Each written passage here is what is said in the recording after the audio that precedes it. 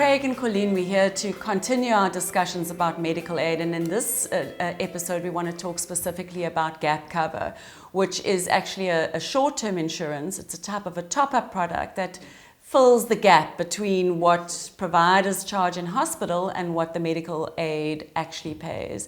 So I think a lot of our clients come to us and say our hospital plan covers us at 100% of medical aid tariff. Why do we need gap cover? Corlene, maybe we can start with you. Yes, so I'm going to explain it with the example. So when you need to go for a procedure, depending on your plan option, most entry-level plans with your medical aid, they cover you at 100% medical aid rate.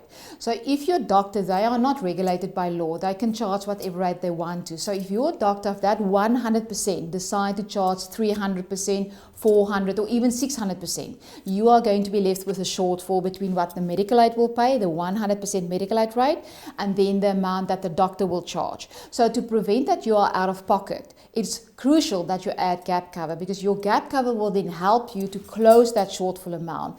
Depending on how your gap cover either they cover up to 300 or 500 or 600%. So then you don't have to pay that massive amount from your own pocket. And also gap cover helps to pay co-payments. So if you need to go for MRI scan or CT scan or a scope like a colonoscopy or gastroscopy, co-payments are payable. And then you can claim that back from your gap cover and they will pay it back into your own bank account. So it's vital that you've got something like this top-up insurance to help and assist you. And also with oncology, you've got a certain rand value amount with your medical aid. If that is depleted, the medical aid keeps on paying, but they only keeps on paying up to 80%.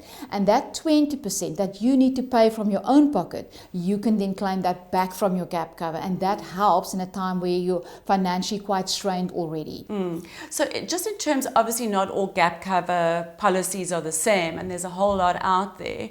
What should you be looking for when you are selecting a gap cover policy?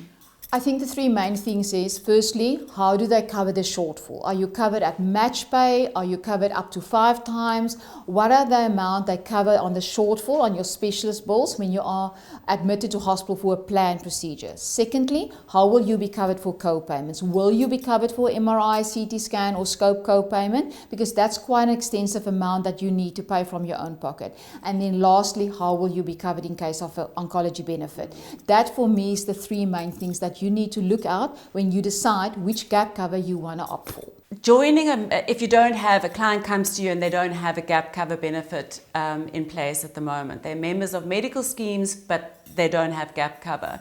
What is the entry age? Is there a minimum age? Is there a maximum age? The gap cover we mostly deal with is ADMET Gartris, and they've got a cutoff. If you're over the age of 29, then you need to go on a higher plan option. If you're under the age of 29, they see you as a millennial, and then you pay less. If you're from 30 to 65 on gap cover, then there's an individual contribution that you pay per membership. If you're over the age of 65, you haven't been on any gap cover prior to joining, then they're going to penalize you and you are going to start paying as a pensioner. So it's vital that you try and join your gap cover insurance before the age of 65, and that you stay on that gap cover then up until the day that you pass away. And when you do decide to take out a gap cover policy, are there exclusions, waiting periods? How does it work from an underwriting perspective? Yes, there are standard waiting periods with all your gap cover companies. There's a 3 months general waiting period, then there's 9 months specific exclusions, and then there's 12 months on all pregnancies and oncology related claims. So it's quite important that when you take out your medical aid, that you also join your gap cover at the same stage, so that you prevent, when you do need gap cover for an operation or something like a co-payment or whatever the case may be, that you are already on your gap cover and that you're not stuck with a certain waiting period or exclusion. And as far as costs go, I mean, while medical aid is obviously quite expensive, at the moment gap cover is still quite affordable. Craig, perhaps you can just share some insight into what gap cover costs. Yeah. It depends on the number of factors, but typically in the range of sort of 400 to 600 Rand a month. And the reason, it appears to be as cost effective as it is, one must just always bear in mind that it's there not to cover the hospital bill itself and the ward and theatre fees, because those the medical schemes are obliged to cover in full. It covers the associated service providers that operate on you when in hospital. So typically your big shortfalls will be your surgeons and your anaesthetists. But when those shortfalls do occur, they can be quite significant.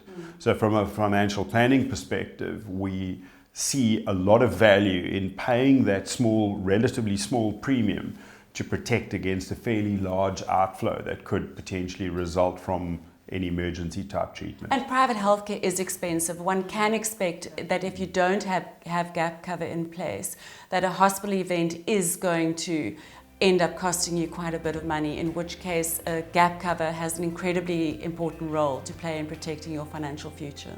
Absolutely.